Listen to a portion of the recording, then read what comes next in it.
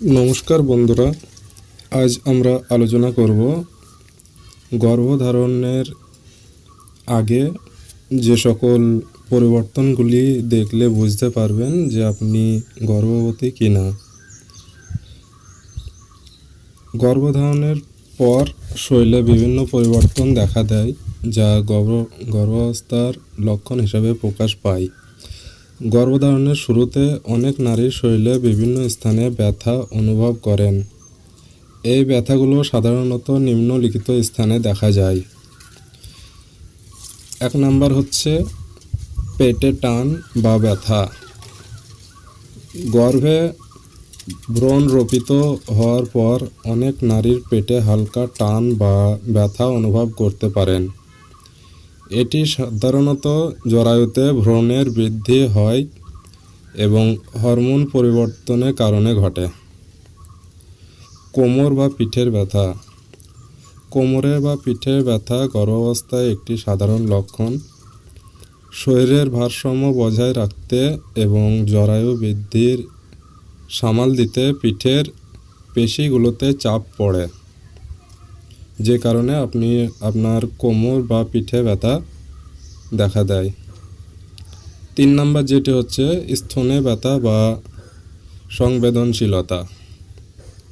গর্ভাবস্থার প্রথম দিকে স্তন ভারী লাগা, ব্যথা বা সংবেদনশীল হয়ে উঠতে পারে। এটি হরমোন প্রোজেস্টেরন ও এস্ট্রোজেন বৃদ্ধির ফলে হয়। 4 নাম্বার হচ্ছে মাথা ব্যথা বা ক্লান্তি। গর্ভাবস্থার শুরুর দিকে রক্তচাপ কমে যাওয়া বা হরমোন পরিবর্তনের কারণে মাথা ব্যথা ও ক্লান্তি হতে পারে। 5 নম্বর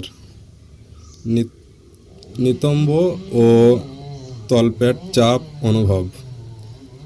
গর্ভে ভ্রূণ স্থাপন হলে তলপেট ও নিম্নম্বের আশপাশ চাপ বা হালকা ব্যথা হতে পারে।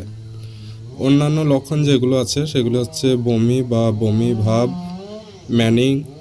মর্নিং সিকনেস, প্রায় প্রস্রাবের প্রয়োজন অনুভব বা বমি ভাব, খাবারে অরুচি বা নতুন খাবারের আকর্ষণ।